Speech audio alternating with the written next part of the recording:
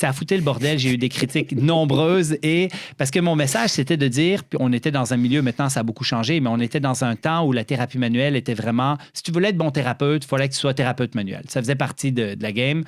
Et d'ailleurs, moi, j'ai fait tous mes cours en thérapie manuelle parce que mon désir, c'était d'être un bon thérapeute. Tu sais, ça faisait partie du narratif. Et là, à un moment donné, ben là, avec la réflexion et tout ça, je me dis, bon, ben la thérapie manuelle est surutilisée au Québec. On l'utilise pour plein de choses. C'est une modalité passive qui est puissante, qui est super intéressante, mais on l'utilise trop. Tu sais, il y a plein de cas qui n'ont pas besoin de thérapie manuelle, puis même moi, je pense qu'on nuit avec la thérapie manuelle à certains patients, tu sais. Et là, je soulève cette question-là, mais elle est tellement importante pour moi de soulever cette question-là. Je sais que ça va choquer. Je sais que les gens ne seront pas contents. Qui vont...